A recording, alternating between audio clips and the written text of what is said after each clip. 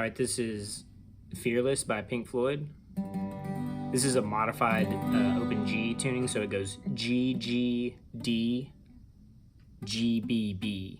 So these two are, this one is tuned up to a G, so it's a lot of tension on this low string, and these are both equal. So this is down a whole step, this is up a step and a half. And the D and G and B are the same as standard, and then this one is tuned down to a B.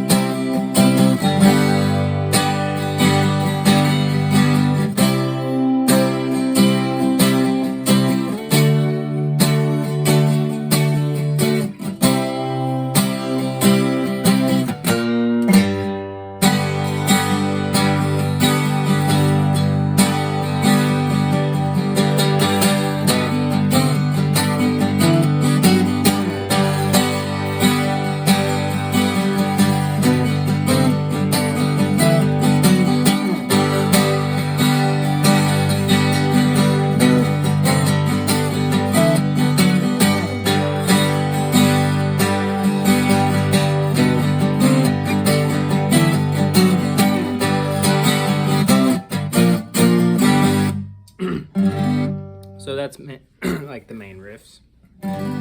So again, it's this modified open G, G, G, D, G, B, B. So when you're doing the open strum, you're strumming a G. So the chords are G, and that's a C if you bar the 5. Then that's a B flat if you bar the 3. A if you bar the 2, and D if you bar the 7. So those are all the chords. A, C, A sharp, A, or A sharp, B flat are the same, and then D. And so the riff, again, like you're getting a lot of mileage out of this tuning. So the riff is you're just separating between either of these G's, and you just have them on the same fret, and so you start on the 4. And so again, this is the tab for this would be 0 4 0 4 0 0. And so the thing to get is the like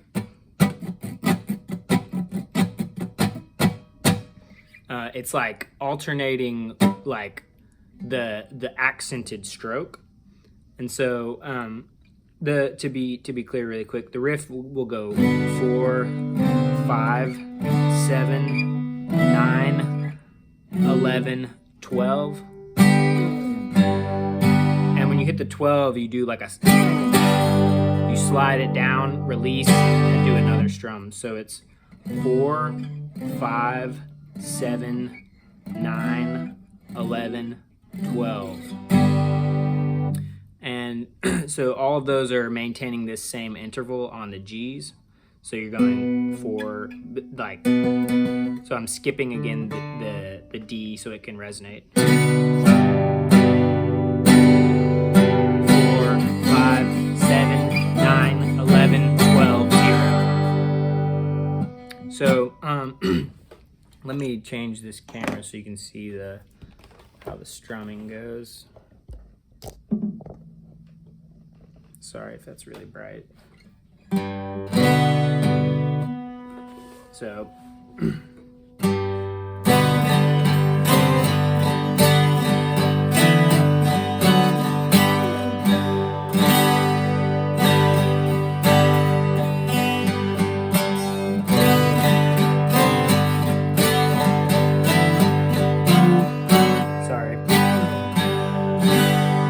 So again, like really slow, you're doing the down, up, down, up, down, down.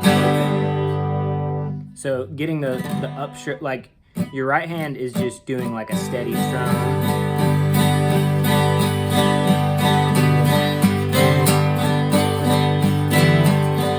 And so what the precision involves is your left hand accenting either an upstroke or a downstroke of that. So you're going down, up, down, up, down, down. Again, down, down, up, down, up, down, down.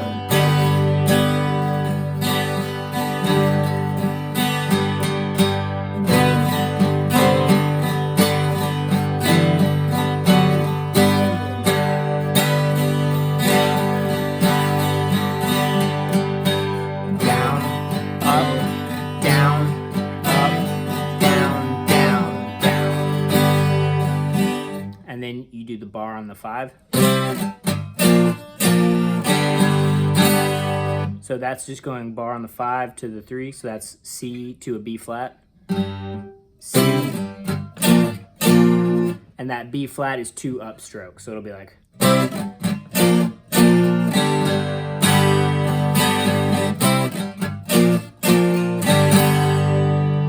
So again, like this song is, you can see that it's not extremely complicated, but the rhythm is very precise. And so getting the upstrokes and downstrokes, correctly separated is what makes it like sound so cool and so full.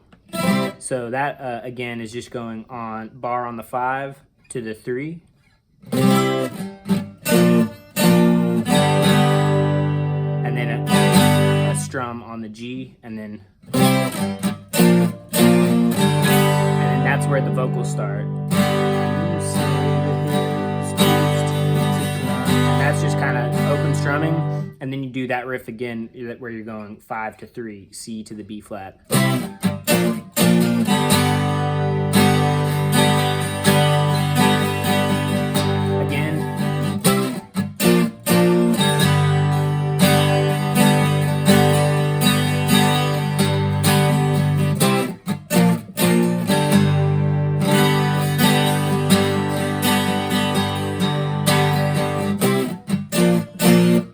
To the A, and then up to the D,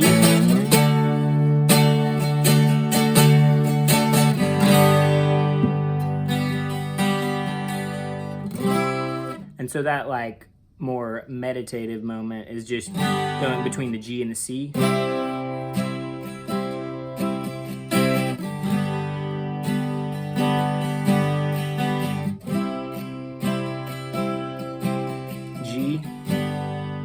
Back to C,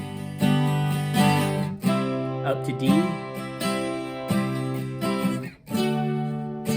back to C, and then you can do just like a bend on the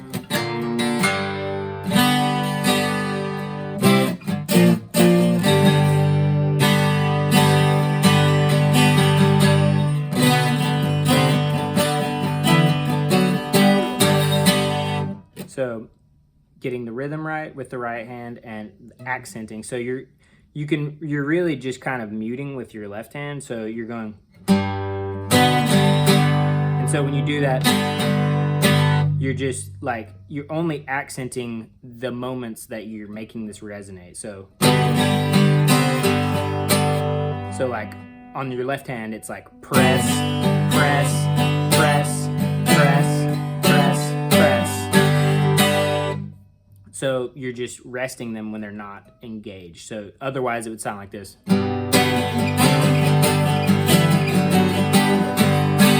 Which, to be honest, doesn't sound terrible, but I think it's just a little more precise if you just raise them up to mute them a little bit. But again, you know, you can build it up like whatever layers of complexity you want. But it's a song that's real easy to listen. Just listen to the recording and get the tempo right. And so I just posted, or I will have posted another video on how to use Virtual DJ to change the tempo of a song and conserve the pitch. And so you can use that to slow this tune down if you want to do it slower and just get the timing right. But again, it's just that down, up, down, up, down, down.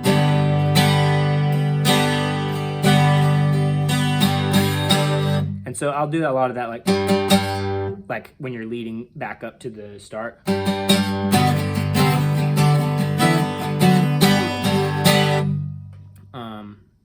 So yeah, that pretty much covers it, and you know, it's just a real fun song to jam. It's got a lot of groove. And so I'll show you now. You can play it in standard tuning. It's not quite as you know, it doesn't resonate as much, but I'll show you. You know, you can. So this guitar is in standard tuning, EADGBE.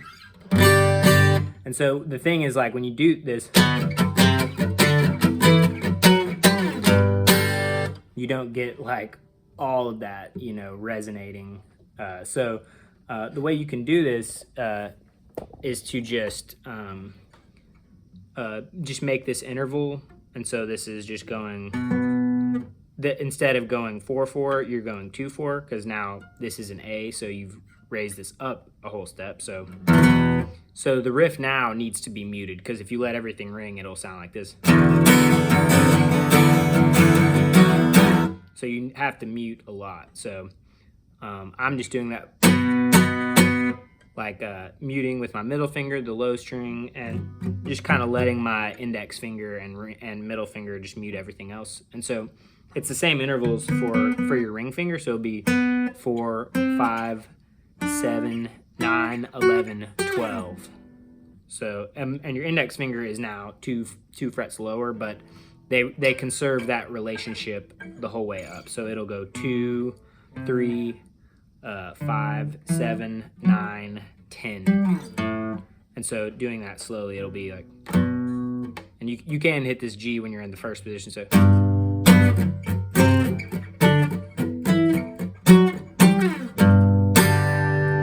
And so once you hit that, you have to form a G when you come down.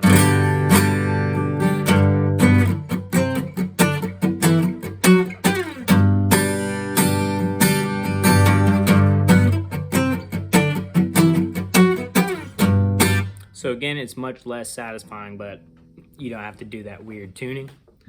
And so if you have a bass player, you can get them to kind of drone the G and get a G and B together to give you like some of that resonance that will sound really good with that. But then the other chords are the same, and so again it goes to C and then a B flat. And so when you come out of that riff, it'll be like.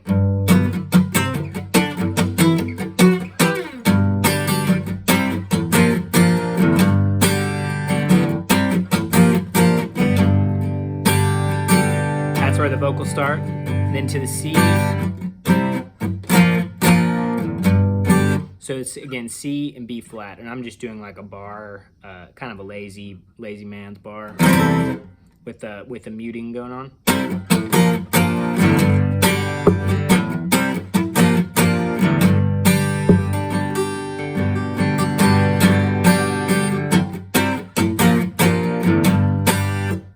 That's just doing C to B flat. C to B flat, A to D,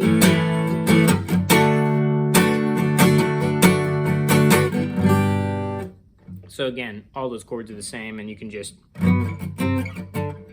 do the riff that way if you don't want to deal with that weird little tuning. So that's about it.